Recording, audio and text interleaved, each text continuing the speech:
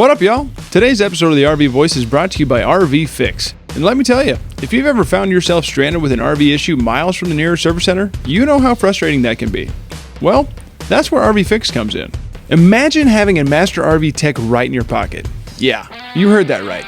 With RV Fix, all it takes is a quick phone call and boom, you're connected via video call with an expert who can guide you through fixing your issue, saving you both time and money. Then here's the kicker. Try RV Fix risk-free with a 14-day free trial. You'll need to enter your card number just like most subscriptions, but don't worry, you won't be charged until after the trial ends.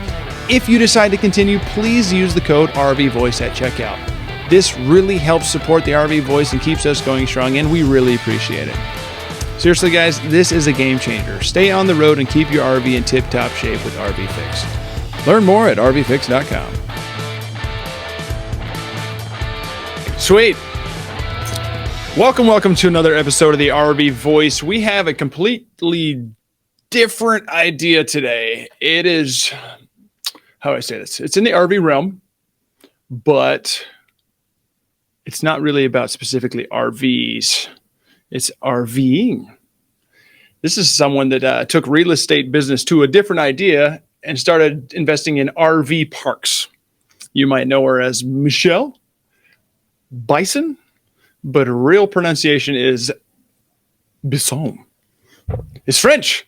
Anyway, so we're going to let her in here, and we have Shane in here as well. He hasn't been on a podcast for a while, but welcome, Mychele and Shane. Thank you for being here. Thank you. I'm honored to be here. Mm-hmm. Mychele, we got a lot of a background to cover because this is a totally different idea that I usually cover. Okay. Well, I'm excited to actually share what I do. So let's get into it. Perfect. Well, I guess let's kind of start with your background and how it all started for you. You said you started with real estate, right? And then recently started going into RV parks. Yeah, no, I did actually. About 5 years ago, I actually started with a single family home that I bought and started renting out. And so it really did start with single family homes. Thought that was going to be a great fit for me. Thought it was super easy, which it wasn't super easy, but it was kind of streamlined. About a year and a half in, I had built up a pretty good portfolio and decided to kind of pivot into short-term rentals, which I then pivoted into building a resort. And from building my resort, I started really looking at all the different asset classes and kind of stumbled into our first RV park. So literally like, it's not a bad way to. Yeah, no, it was, it wasn't something that I was really pinpointing to go into. It was just something that the crazy thing is that when I started investing in RV parks, it all started because there was like a little 2-liner at the bottom of an email that had a bunch of different assets in it. And it literally was just 2 little lines at the bottom of an email that we saw. And we were just like, what is that? And started really looking into the numbers and the potential of the RV park space. Mychele, on that first one, when you guys kind of came into that first RV park, was that something that was local or was that out of state to where you were currently living? It was out of state, actually. So we're based in Colorado, and our first park is in Branson, Missouri. Oh, wow. Yeah. I have a question on that then, I guess. So it's similar to real estate in the sense of like, if you weren't there, did you guys have to go make a visit out there? Or what was the communication process like while you were getting started with the RV park space when you were becoming more curious and trying to find out the ins and outs of that business? Did you have to go make visits out there? And what was the communication process like? So when we actually stumbled across it and found out where it was, the great thing about Branson, Missouri was it was actually a place that I had been before. My daughter was a competitive dancer growing up, and we had done competitions out there. So I'd actually visited, and I knew that it was a large RV space, like lots of RVers go out there. And so when I saw the numbers, I was like, if I sit and think about what this place should be doing, it's not doing enough based on the numbers, based on the spot sites, like all those things, like just doing a rough estimate in my head of what the numbers should have been at. They were about half of where they should have been. And so I was like, that's really weird. We should go check it out. Like it has a lot more potential. There's got to be something wrong. And so we made our first trip out there and kind of incognito went through the park and it was about half a mile from the country strip. So the process of going out there, like we went out, we kind of got a lay of the land, and while we were in communication with everybody, and then it just became an open door of like open communication, making sure we made a couple of visits out there. And then when we actually bought the park, we uprooted ourselves and moved into the park for 3 months. Oh, wow. So yeah, that's actually really, that's really cool though. And one of the things that I've looked at, like even in real estate, they always say like the first property is always the hardest to get. They say it's just hard because, you know, you got to get a loan, you got to get finance for this and that. And sometimes it's hard to do that depending on your debt to income ratio. There's a lot of factors that go into the investment process. You guys had already built a portfolio. I'm sure there was like, you were good, but you had mentioned on your website, like there wasn't a lot of, like you didn't have to use any of your own money, right? Like in that first one, can you explain how you actually like were able to finance that first RV park to actually make that sale? Yeah, actually, we haven't used any of our money in any of the parks that we've purchased. So, but that first one definitely was a huge, it was just a huge new thing. We didn't really know what we were doing. It wasn't an asset class that we were accustomed to. And the only other asset, the only other large commercial asset in hospitality that we had done was build that resort that we hadn't seasoned yet. Like we literally opened the doors and jumped into buying this RV park. So we closed on that RV park. It was about 60 days after we opened the resort doors. So we didn't have enough experience in it. So we still kind of needed some of that. So what ended up happening was we started engaging with the broker. The broker finally gave us the go ahead to speak with the seller. And as we were talking with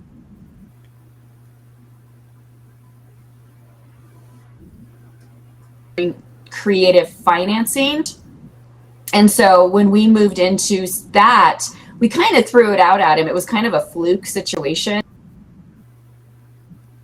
where, one, we were trying to figure it out on the bank side. The banks were turning us down because they were like, you don't have enough experience in the hospitality business. We had met with a guy in Springfield through Pace Morby's group who, you know, we just kind of attacked him and we're like, hey, you're living in the area that we need to know somebody. Do you know anybody who would potentially be a private money partner on a deal with us? And then we threw at the seller, hey, would you seller finance it? So we were kind of working 3 different angles to kind of see how this would work out. And the crazy thing is they all kind of came together really quickly. What happened was the connector actually connected us with a gentleman who had built like 7 hotels in Branson. And he was like, yeah, this is completely in my wheelhouse. So we went out and met with him. At the same time, the seller was like, yeah, I'll seller finance it. How much do you want to seller finance? And we actually, this was a huge lesson for us. It was so dumb of us, but we threw out 30%. That. And so we got 30% seller financing. This is we'd ever used seller financing, the first time we'd ever said it. And so we weren't sure what we could get away with. I say that in a weird way, but I mean, what would work? We didn't know people actually did this. It was kind of a theory. And so when he said, yeah, we'll do 30%, we go back to the private money partner, and the private money partner was like, yeah, I can do a portion of it. And so we were like, okay, well, we're halfway there. Where are we going to get the rest? And he actually came back and said, you know what? I'll do you better. I'll actually sponsor you at the local bank. And so when we put them all together, the bank actually ended up giving us 80%. The seller ended up financing 30% out of his own pocket. And the private money partner gave us around $400,000. With that, what we ended up with was the price plus the CapEx, and we walked away from the closing table making a $70,000 acquisition fee. Wow. Okay, you guys definitely did it right. It sounds like it cut out just a tad when you were talking about the 30% seller finance, and I wanted to see, did you mention anything about what is a normal seller finance number? I didn't catch that. I was wondering if you know that information for those who might be listening, myself included. What would be a normal one now that you know? Well, actually, the crazy thing is that seller finance is based on whatever you and the seller feel is comfortable for the both of you. Okay. And so going back, we're actually good friends with every one of our sellers. We're still good friends with all of them. We talk to them all the time. We see them when we're in town. And the conversation with that seller actually came up, and he said, "Oh, I would have seller financed the whole thing." And we were like, "Really?" And he was like, "You didn't ask for that. You asked for 30%." Wow. And so that was actually a huge lesson for us. So now we know, go big and then scale back. Sure. Start big and then you negotiate backwards. Yeah. Oh, that's so good. Our second deal, we actually went in 100% seller finance. Wow. So cool.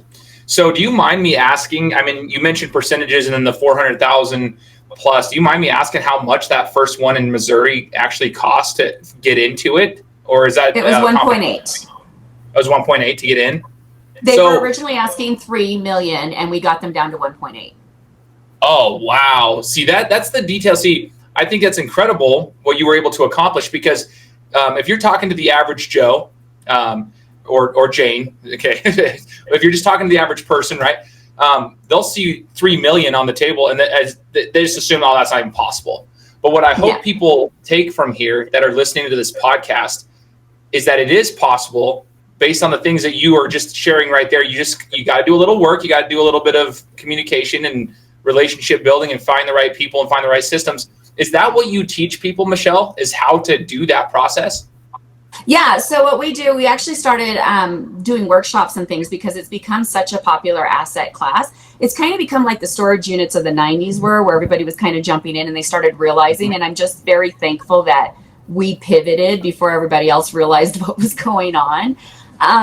But what we teach people is how to underwrite a park, because understanding the numbers of a park is huge in negotiating out the price and getting a real estimate on price. A lot of times when you go into these negotiations, a lot of them are mom and pops and they've not really dealt with commercial real estate assets. They don't know what their park's worth. They're just throwing numbers out. And sometimes a broker doesn't totally understand it either, because they deal with real estate. They don't actually deal with business. And so RV parks are a business. They're just backed with real estate. So you get the best of both worlds. Going into a space like this, you really have to know your numbers and you really have to understand what the park is producing so that you can service those loans. Otherwise, you can go under quickly if you don't understand what you're doing. Absolutely. JB, I feel like I've kind of hijacked this. Go ahead and feel free to jump in, man. I feel so bad. It's your show. Go for it, man. What questions you got for it? I'm okay with it. It's a little out of my wheelhouse, so yeah, I'm okay.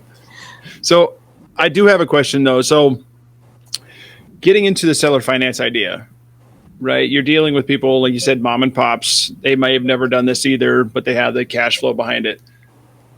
You already had a real estate background. In other words, equity or collateral elsewhere. Yeah.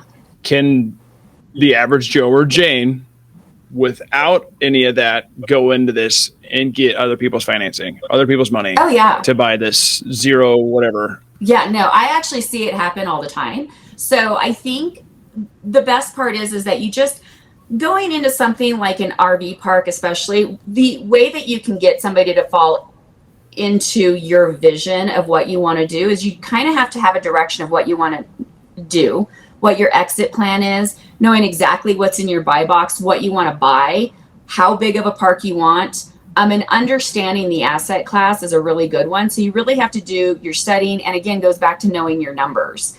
A good investor will look at an asset and will understand what you really want. So getting other people on board is easy if you understand what you're looking for. So I do believe that a newbie investor can go into it. I do highly suggest, and I actually just wrote an article about this, I highly suggest going into, if you're going to go into something like an RV park and you want to either go it alone or bring investors in, the best thing to do is start on a smaller level and scale from there. You don't want to go into a park that is way too large as your first investment. It's a lot of business to take in. It's not just the park. When you start going into parks that are $3 to $5 to $10 million, those parks have multiple streams of income. And so you're literally taking over all of those streams of income at once. And if you have no experience in real estate or no experience really in business, it gets overwhelming. I actually just purchased 2 parks from 2 park owners that bit off more than they could chew. That makes sense, though. That'd be Yeah, something I mean, it does make sense. There's a lot going on. Do you mind, like, what you mentioned, multiple streams of income from a park? So there's multiple avenues. There's like different things you have to manage. What are those? Just so the average person can be like, oh yeah, that makes sense. Like you're getting money for, you have to manage this and this piece and this piece. What would those be? Well, there are so many different streams, but if I were to go off of just, some of the parks that I personally have, we have one park that we do $250,000 in day passes a year. People buy a $15 day pass to come use our water facilities. We've got water slides, a water park, a full arcade. Our arcade does $30,000 a year. Laundry rooms in all of them. That's like an extra side business that makes a few, anywhere between, I want to say 26 to about $58,000 in any of our parks. We have a place that does golf cart rentals. Those are about we do about $100,000 in golf cart rentals every year. I'm trying to think. We do fishing excursions. Those do about $60,000 a year. So yeah, there's multiple streams of different ways that you can do things in an RV park. We have a full bar and restaurant in one of our parks that does about $3 million a year. That is incredible to me. That is what I'm so grateful you said that, because I think what the general public just thinks of as an RV park is just like a place to go park your RV. Sure, there's a community around you sometimes. It's just a place to stay. That they think of it almost like a hotel that's just like, let me stay here and whatever. But there is so much more to it that you're saying. I mean, those are the little things that you don't even think about. An arcade, that's crazy. The water park, a laundry, all of that, a restaurant, that is incredible. My question to follow up on that, Mychele, would be managing that. So finding a property manager and finding the overhead to including the overhead of like running those things. Do you guys run into any hiccups or roadblocks with the employees that you have to have running those different things?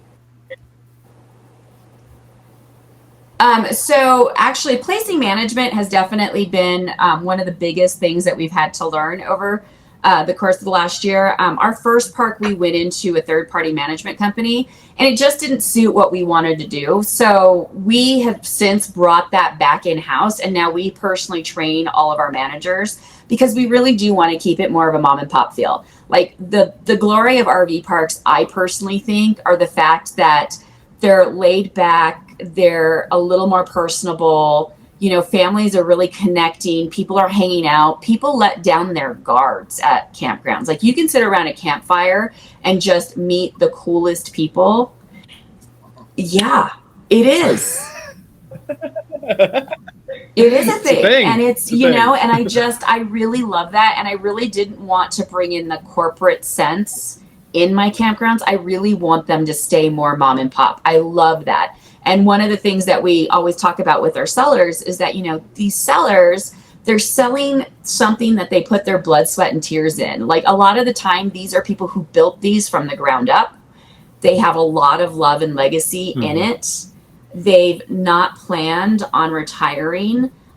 They thought maybe their kids would take it over, but their parents, they watched their parents all these years putting all of their time and effort and never taking a vacation. So it's not something they want to do because they don't look at it as a business. They look at it as something that they've never wanted to be a part of. And so selling it off, it's almost heart-wrenching to some of the families because the parents are like, we built this and thought the kids would want to take it over. And so knowing that and having kids of my own and understanding what that is, one of our biggest things is I really want to keep your legacy alive. I want to keep the campfire the same. I just want to upgrade it and get it to its maximum potential. And so that has taken all of our management back in-house training. So we are hand picking managers. We're hand training, we're training them ourselves. We're ensuring that the same customer service is going on across the board. I mean, actually, one of my best friends runs one of my largest parks. Oh, wow. That's awesome. No, that's a cool thing that you guys have done. I think that's cool. And I would always encourage people when you're watching JB's podcast, if you guys enjoy something, go back and take notes, rewind what Mychele just said, if you're trying to take notes on some stuff. I like that you mentioned keeping it the mom and pop feel. And you guys have truly stuck with that. And that's the way you've done it. I think that's really cool. And it's something that people should take note of. So I appreciate that answer. What you got, JB? Yeah, no, I feel like it's kind of one of the last safe places where you actually get to see kids act like kids. They get to run around and have a good time and meet new friends, and families really connect, and they're not on their phones, and they're outside playing. Like, I love seeing families like sitting around a campfire and, you know, roasting marshmallows or hot dogs. Like, we actually go and like sneak onto our campgrounds once in a while and just hang out and don't tell anybody we're there. So undercover boss. Oh, yeah, I'm gonna sneak right in here. Don't worry, I own the place.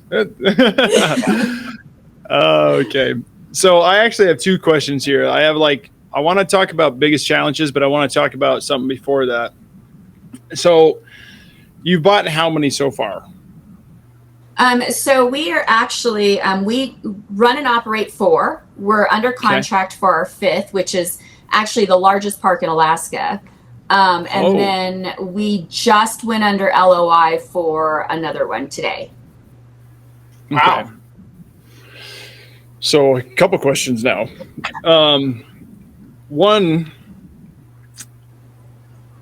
how do you, I guess, identify like what's a good park? I mean, yeah, you said numbers, right? And that should be public information, like everything coming in, like reports and all that. Yeah.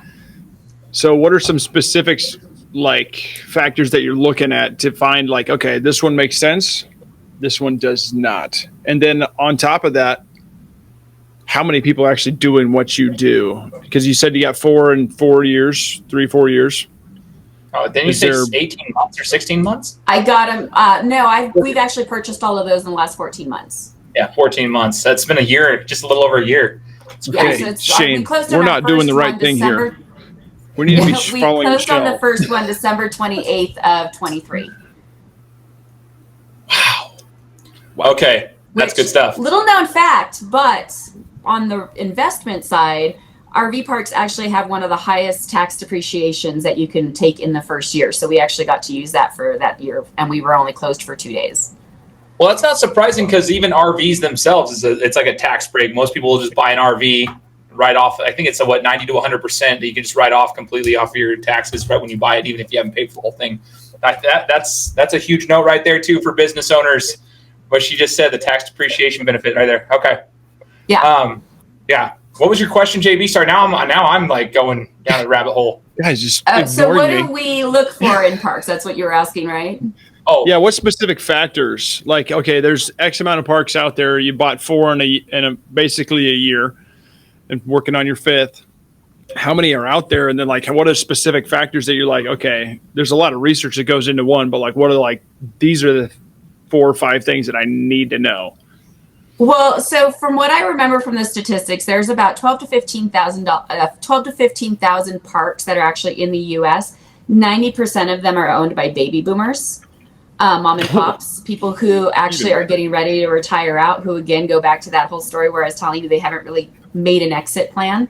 And so what we look at is, one, we're really looking for the baby boomers. I really want to help them be able to retire out, and seller financing and creative financing is a really great way to do that, because they don't have to get a huge chunk of money and have basically the government come in and take the bulk of it. By seller financing, you become the largest investor in your park. So you get the tax depreciations and you kind of get the benefits of all of that doing that. And the longer you extend that payment out, the least amount you have to pay in taxes. And so that's one of our key points. Plus you get a monthly income. We basically send you a check every month. All of that money comes directly out of the profits from the park. So it doesn't come out of my pocket. It comes out of what the park is already doing. So what we really look for is, and our buy box has changed a little bit since we started. We kind of went into smaller parks. Our first park was 68 pads. Now we are buying parks that are upwards of, 150 to 300 pads.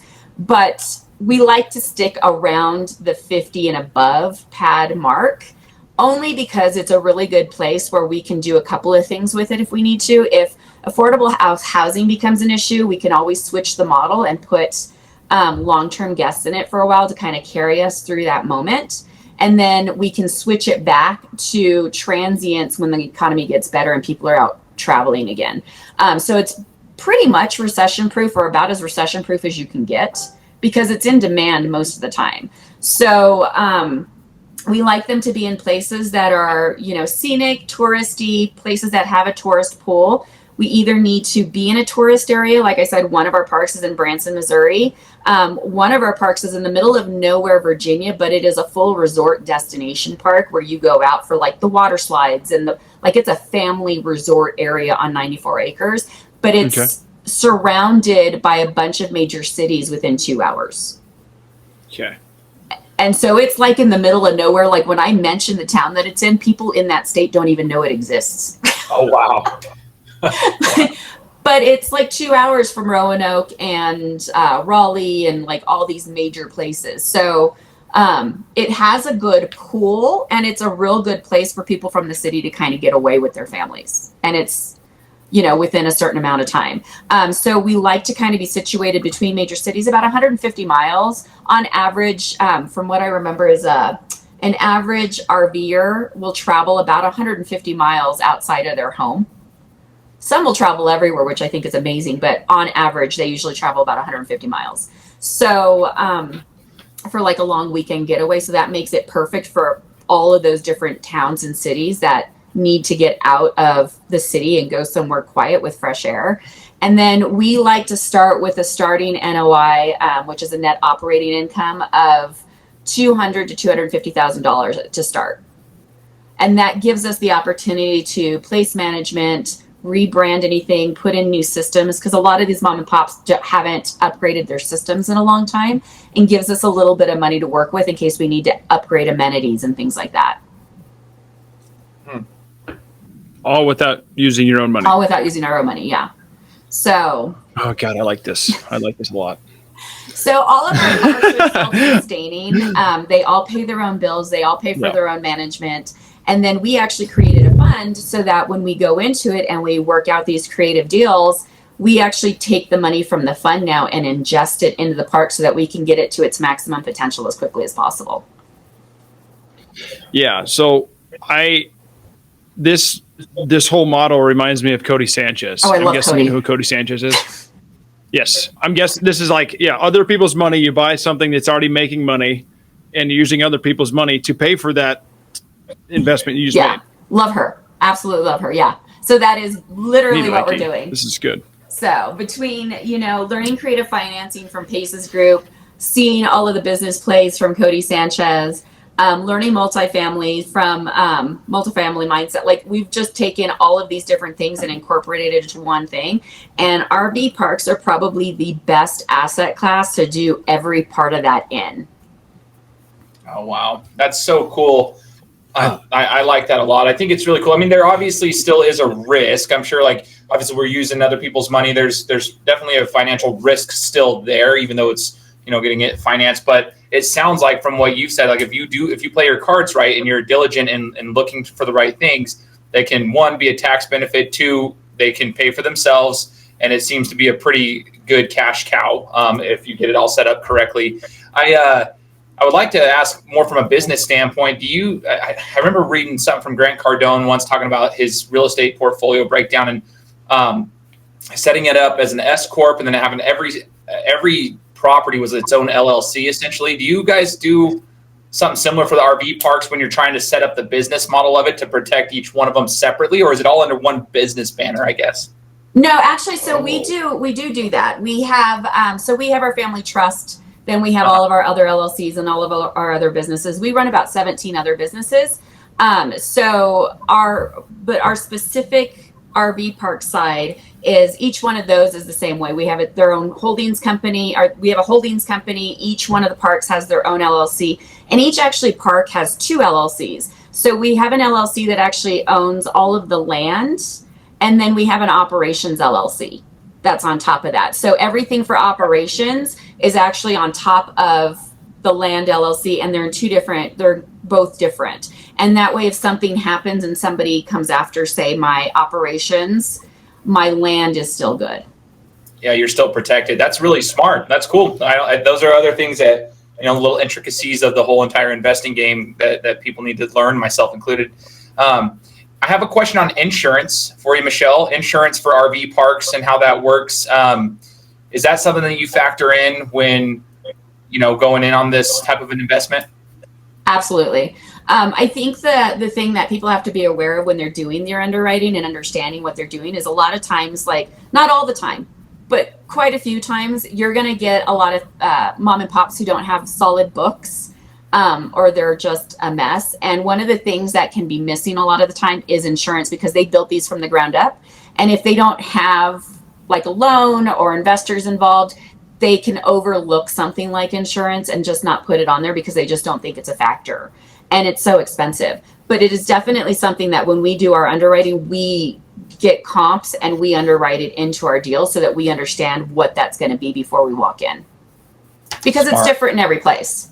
Yeah. So, yeah. You were mentioning Alaska, and then I'm thinking Alaska versus Missouri, and I'm thinking all these things. I'm like, I'm sure there's just different factors that go into each place.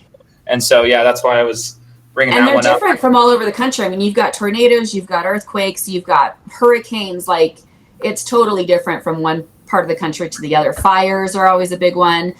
So insurance is a huge factor. We always insure our parks. We want to protect not only our investment, but all of our investors. And so it's, and then when you're seller financing, you're in a relationship with the seller. So you basically marry them for the length of that loan. And we want to make sure they're protected too. Oh, that's so cool. Yeah, that's super, super smart. JB, what do you got, man? Are you stressed out? You know, what's crazy is actually I have been very, very thankful. This last year, I've been able to share our vision. My husband actually left his W-2 when we were buying our first park. He was like, no, if we're going to do this, we're all in. And so I'm very thankful. If you want to find somebody who's stressed out, you should talk to him. The first asset I ever bought, I didn't tell him. So the first house that we bought to rent, I literally went out and bought while he was on the golf course, and called him up and was like, hey, you need to call me back. And so after about 20 missed phone calls and a bunch of missed text messages, he finally called me back, and I already put in the offer to buy the house. And he was like, what's wrong? Are you okay? And I was like, hey, we bought a house, but it's going to be fine. We'll talk about it later. And I hung up. And so thanks for blowing up my phone and giving me 5 seconds of information. Yeah, so bye. That was our first moment of investing. And he really just, he was like, okay. And at first he was like, oh, this is a cute little side gig that she's doing. And so it was one of those, if you can match my income, then I'll retire. So I did that in about a year and a half. And oh yeah. And he was actually a pretty high up executive for a large spirits and alcohol company.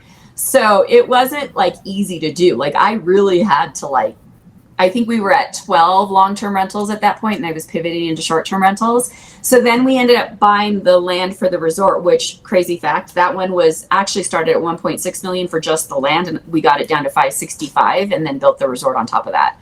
So built the resort, and that was about the time where he was like, oh no, you're serious, like this is a thing. And so then he left his W-2 as we were going in to buy our first RV park, and now he's fully working in our family business. Our oldest daughter works for us.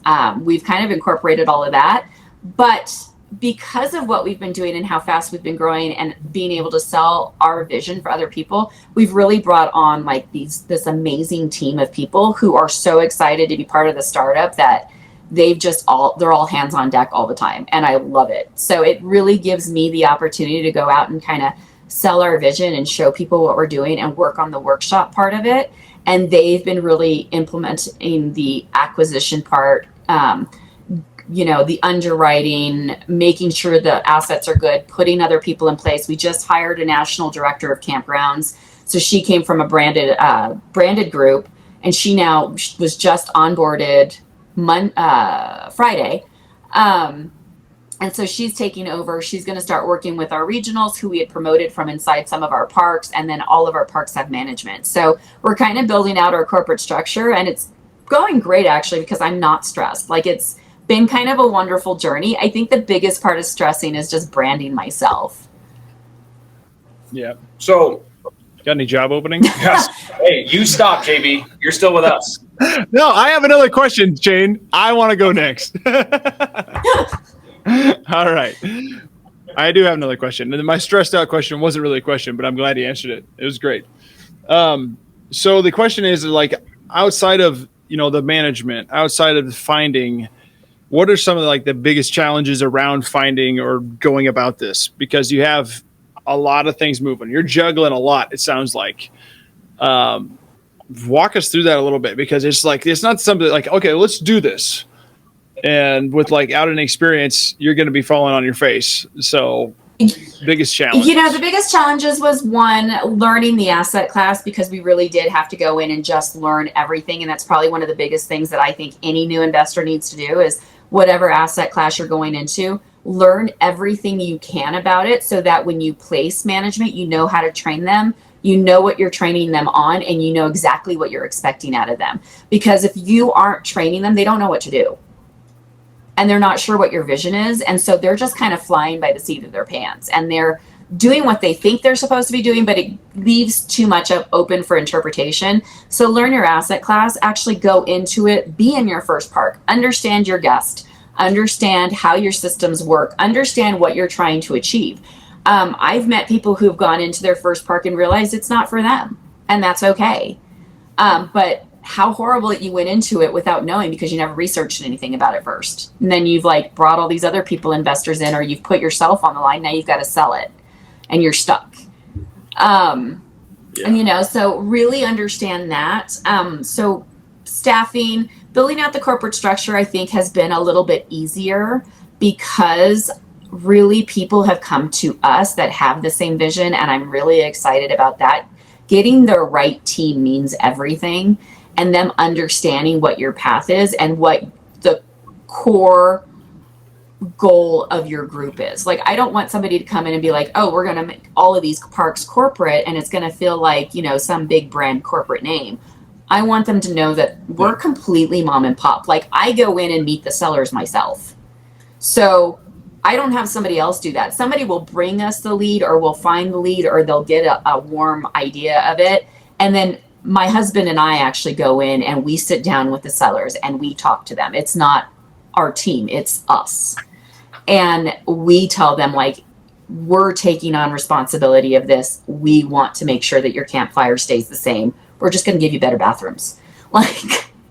So that's good. Yeah. So it's just, that, and then just getting the word out there. I mean, there's so many new investors out there who we're going up against for some of these parks that they're getting in. And I mean, and granted, I shouldn't say it too much in a negative way, but I feel they're getting in over their head because this is their first asset that they've ever done, or the first type like this. And they're trying to go after these large parks that we're now going after. And I look at them and I'm like, we're competing against you and you have no idea what you're walking into. It's great that it's a $10 million park and it's so wonderful. And yeah, it gives you kudos, but in 6 months, you're going to be like, what did I do? Because it's just so overwhelming. And so, going after those smaller parks that you can organically grow and learn the systems, you can't walk into a $10 million park as a starter and be like, I'm going to learn all of this, because it takes a long time. We bought 2 large parks at the end of last year, and it has taken us 3 full months to get all the systems learned and in place. And we've got managers, regionals, and national people working on making sure everything is streamlined. And we've got experience. So I really think going into the smaller parks and organically growing helps so much, because you learn all of the systems that you need to learn that run a basic campground, and then you start to scale.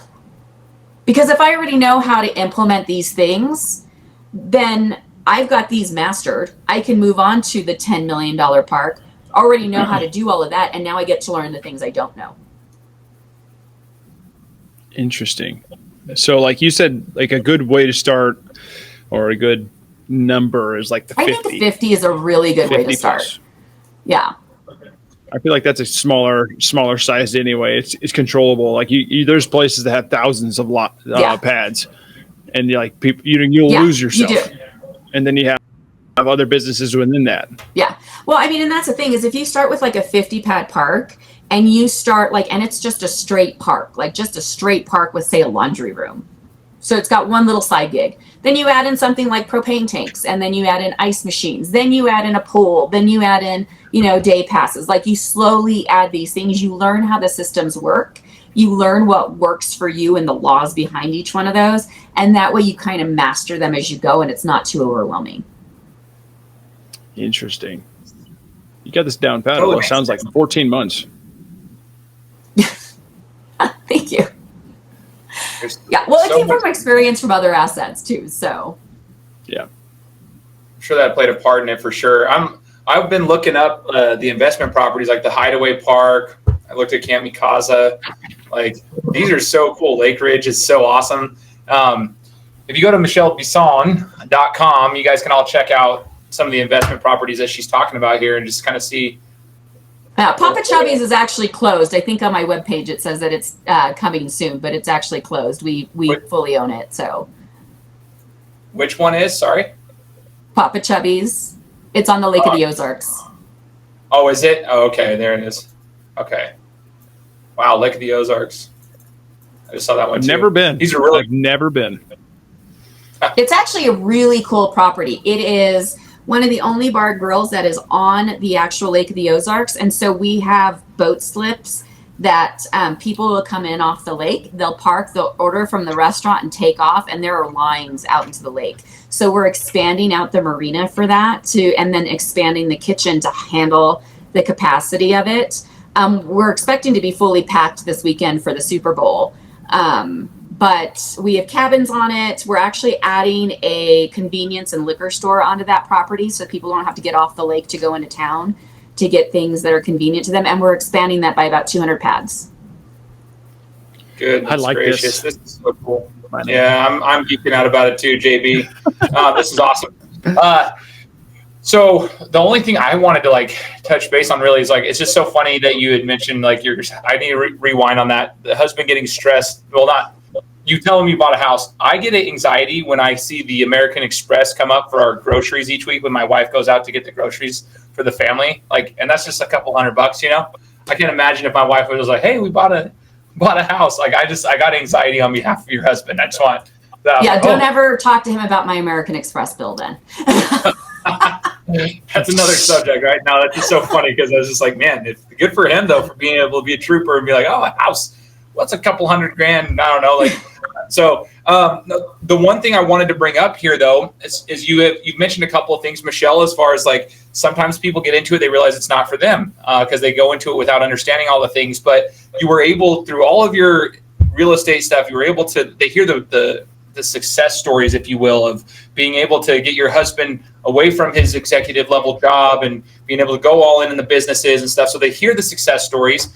What is, I guess, in your experience, what should someone, if they were to go into their first property, what could they expect to make as far as profit if they do everything right? Obviously, everything fluctuates. There's a lot of varying factors there, but should they go all in on one property, or do you think that they should have a stable income while they're doing that until they get to a certain point? What would one expect to make off of one property when they first start? I think that really depends on what your exit plan is. When he decided to leave his W-2, it really was there's no plan B. This is it. We're in.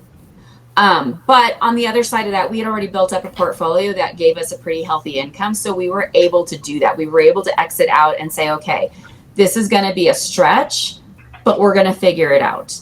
And we had enough experience that we knew what our grit level was and what our risk level was. I personally think that, everybody's risk and everybody's thought of what that's going to look like is going to be different. I don't want to lay a blanket statement on it, but sure. With our first park, I know we walked into it and it was probably doing about $250,000 a year annually. So then we come in and now we're on track to make $350,000 a year. Wow. Our second, but it should, once we're completely done with that, I think that one will hit closer to $500,000 to $600,000. Sure. Like I said, it was completely being underutilized. Then going into our second park, That one actually started at about 200,000. Right now it's on track to hit 325,000 for the first year. And then Lake Ridge, it really just depends. Like our goal is to double everything within the first 3 to 5 years. Smart. Good for you guys. I mean, holy cow. Like, I just think we all hear about like burn the boats, Julius Caesar. It's a very common phrase in entrepreneurship and just ownership of a business, right? Like burn the boats. But like you guys did that. Eventually got to a point where you burned the boats and you said, okay, we're going all in on this thing. There's no plan B. This is all it. And it's really cool and inspiring to see that, because we all talk about it. Like I even have my side businesses that I do and I love them. But I don't know if I don't know. It takes a mentality that's, pretty dedicated and inspired and want like just in it. And it's easier said than done. And I think that's really cool that you guys got to a point where, you and your husband and obviously now your family members are on board with this stuff, and good for you. I just want to say good for you. I'm going to be looking more into it personally. I think JB and I will probably talk about it after this too. So I think I think that one of the best things ever was when I got to get my husband out of a job that really stressed him out. He was really stressed out those last 2 years. There had been a bunch of reorganization and things that had happened in his company that he just was not being himself anymore. And I was like, listen, like there was a point where I told him, I was like, you either need to quit your job or we've got to figure this out, because you're not fun to be around at all. And it sucks to be around somebody who's like so miserable and you can see it and he won't do anything to solve it. And so when he decided to leave his job, he really did go in the other room and he called up his boss and basically told him exactly what he thought. And I was like, oh, okay, well, you'll never work there again. So he burned the boats. He set those suckers on fire and sent them down the river. So. Not going that way. But you know what? I think like the great thing is that we've always had such a great relationship and we have such a great time together. And so now that we're fully together almost all of the time, like people are like, how do you guys work together? You hang out together, you work together. Like he's one of my best friends. There's nobody on this planet that I would rather spend time with. And so I think that makes it so much better because we've got the same goals. We know exactly what we're aiming for. We spend a week every year at the end of the year where we just sit down and go through what our goals are for the year, for our family, for our relationship, for our business, for our team. And we like lay it all out and just really just focus and know exactly what we're aiming for. So when one of us has a hard time, we can kind of draw the other one back. Oh, that's so cool. I think there's power in that.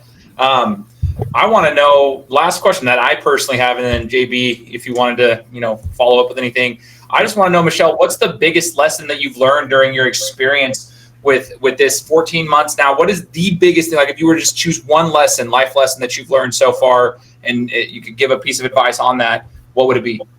Whew, that's a big one. That anything you really put your mind to is possible. I know that sounds so like cliche and people say that, but the truth is at the end of the day, like when we decided to go in this and we hadn't even closed on our first park, like we were working on our first park.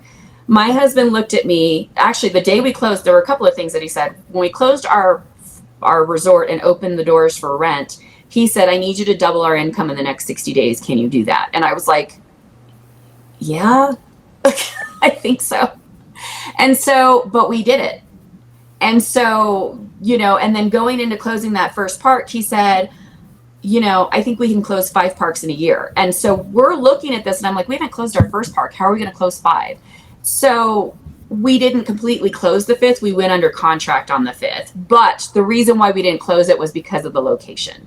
So we could have closed it in December. The problem is that actually the 1 year date of when we closed on our first park was the day we signed the contract for our 5th park. And the reason why we didn't close it was because it's in Alaska and we didn't want to carry it alone through the winter season. We wanted to start it the minute the season opened. So it was more of a strategic play on our part. Sure. But I technically counted in our top 5, in our 5 parks for the year because it would have happened. It was just based on season. So, I think that, as much as you put those wild, crazy goals out there, if you really put them out there and you focus and you put your head down and work at it, you're gonna make it. And even if you fall short, I mean, even if we would have closed 3 parks, that's 3 parks more than we had. Yeah. And so, it's still a huge goal to hit. Like, even 1 park a year is a huge goal to hit. I was actually talking to Pace, and he was telling me, he was like, yeah, he goes, I thought I was a badass closing 3 parks in a year. And he goes, and then you guys come along, and he goes, and you guys are insane. So, and there is a little bit of insanity in it, but I think that that's probably the biggest thing, is just really focusing and not being so distracted by everything else. Like, we could have said, we're too busy with the kids, we're too busy with work, we're too busy with, the house. Oh no, we want to spend time together and, do this or do that. But really deciding on our goal and both of us going after it has been such a game changer for us both. We've gained $20 million worth of assets in the last 14 months. Incredible. So cool. That's so awesome. I appreciate you sharing that. That's so cool. Thank you. Yeah. So on top of that, I mean, you mentioned exit strategy or exit plan. And I know that, like, Cody Sanchez, how she does the same thing, like OPM, other people's money for one, and then builds it up. Are you planning to cash out on the asset difference or the appreciation at some point in time? Is that your exit plan, or are you going to hang on to these for years to come? So right now our plan is that we are definitely in at least a 5-year hold. Because that's what our investors are signed up for. And so we're in a 5-year hold. And then what we'll do is we'll go back and reassess each one of the parks and figure out which ones are the better cash flowers, which ones are falling short. The really good ones, we actually will probably roll into our second fund and keep cash flowing them and consistently keep adding to the portfolio. The ones that fall a little short will probably sell off. Okay. So yeah, so it just depends on the numbers and what's going on at that time. So there's a strategy for each asset. Yes. Kinda. Yes, definitely. Yeah, and you reassess when you get there. Okay, that could change. I mean, things happen. It happens all the time. Like basically, like the biggest or the top 10 cities to move to in 2025. Well, in 2030, it's going to be totally different. Correct, and that's exactly it. Is you kind of have to assess those things as they come along. The first house I ever bought, we still own. We still rent it, so it's not a huge, like, we're not people who are like, oh, let's just get rid of it. But the first beach house we ever bought, we sold because it wasn't hitting numbers that we needed to hit, and the other ones were. So it just depends on the asset itself and what it's doing and how much we feel like we can maximize it and the location and area that it's in. Interesting. Yeah, I would love to dive into financing strategies later, but we don't need to keep that on here. That would actually be something you should probably talk about with my CFO. He's really good at that. Oh, yeah? Yeah. Between him and my husband, their structuring of our deals is phenomenal. Like, we have a deal that was originally seller financed to our seller, and we had to go back and renegotiate the seller finance with the original one. So we have 2 seller finance notes on 1 park. Oh, wow. Yeah. Oh. Sheesh.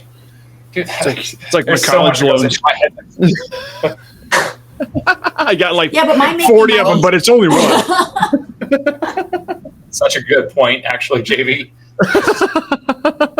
This one's got 4.23, and this one's got 3.1. This one's got 7. It's actually really but fun. my park actually can service them, so.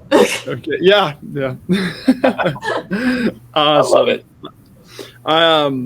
I have a question on, you keep mentioning underperforming or underutilizing their potential or whatever it may be. How do you just go about identifying that? Like, you have to look at the numbers, you look at the reports, you pull all the paperwork, right?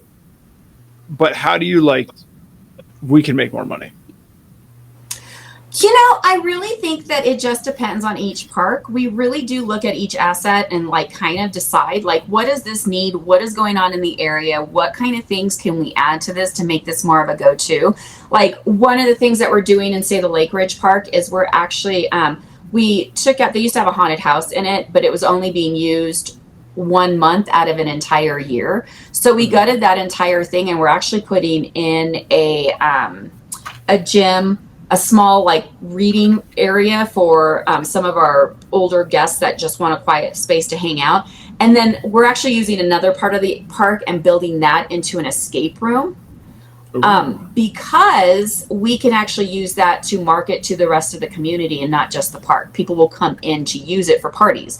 So people come in to use our park for our arcade, our water slides. They throw birthday parties there. Adding the escape room is kind of an extra that people will pay for to use. And then instead of having a haunted house, we're actually going to use our lake, and we're going to build out like a Camp Crystal Lake theme for the Halloween. Oh, cool. That's really cool. Interesting. Yeah, so we're going to use the lake area for that for the 1 month that we do that. And then the rest of the time, people use it as a fishing lake. So.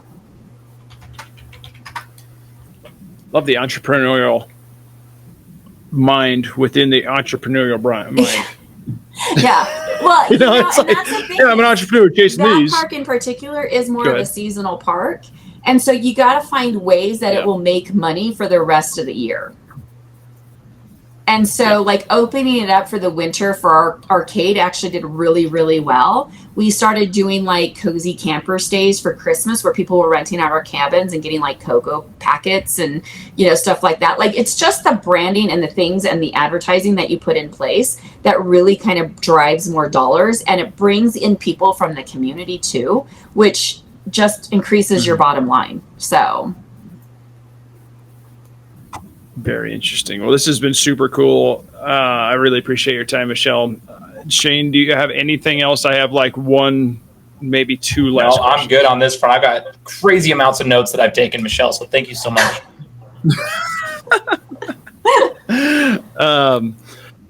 All right. Well, I guess last question. We've kind of covered it. We've hit some points on it. But like, if you were to talk someone through something like this, what advice would you give someone that's like wishing to get into RV park investments, long-term or short-term?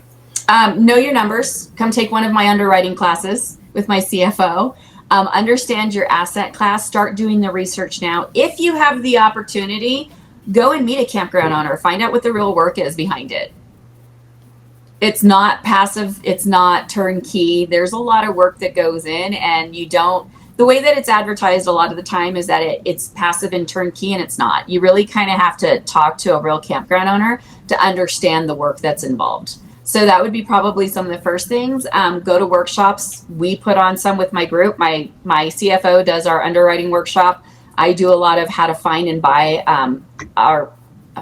parks, talking to sellers, and then how to reposition and rebrand parks as you go. So yeah, so you can do that. Definitely.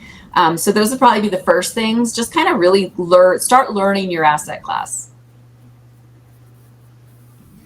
Interesting. I took like a tax lien class once, and I was wondering if you could do that with RV parks. Like they own their taxes to the. I thought there was something. I thought I heard something where they were changing that law.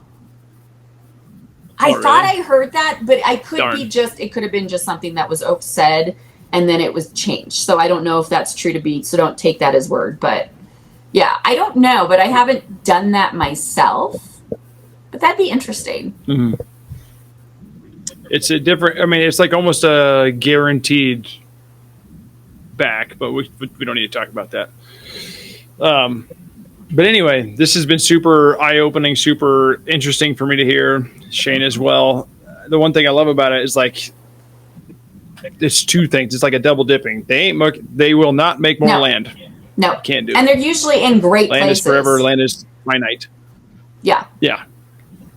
And then on top of that, you're not only investing in the land, but you're investing in the businesses within that land. So it's like a double dip of actual return on your investment. And you're getting the tax breaks, right? So it all comes together.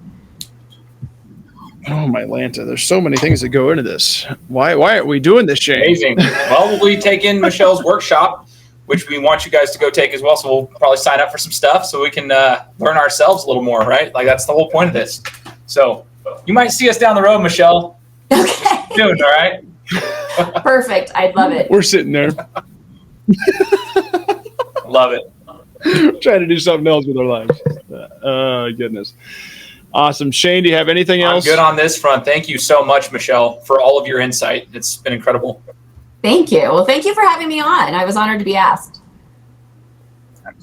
Awesome. Do you have anything else that you would like to share before we kind of close out? No, I guess, go out and check out my page at MycheleBisson.com. I'm always on IG at Mychele Bisson. And then, if this is something that you're interested in, but you don't necessarily want to take on the full ownership of a park, we do have a fund that you can invest into and be more passive on. And that's at BisonPeakVentures.com. Bison Peak Ventures. You heard her. And that's actually Bison, not two S's. Correct. It's actually Bison. Yeah. Yes. There we go. Awesome. Well, everybody out there, please stay tuned for more. There's a whole bunch going on. We're trying to reach out to more people like Mychele, like cooler manufacturers, camping gear manufacturers, RV full-timers, RV manufacturers, whatever it may be, everything around the camping space. We're trying to talk to them. So please give us a follow as we grow. Check out the YouTube page because this is where the podcast drops first. We are also doing Shane. What are we doing? We got Apple, Spotify, Amazon. Yep, Apple, Spotify, Amazon Music, anywhere that you get your podcast, essentially, that you listen to it. It's on the audio side as well as the YouTube side for video. So awesome. If anyone out there is listening, if you want some awesome RV service where you can keep your RV the whole time and get walked through by a master RV technician about 40% of the time plus, first phone call fixed without ever dealing with your service shop, use this promo code RVVoice to get 60% off. Awesome. Well, Mychele, again, thank you so much for being here. Shane, thank as well, you. Thank you for being here because I wouldn't have thought Thanks, about this guys. question. It was great. it's awesome. Thanks, guys. Awesome. Stay tuned for more from the RV Voice.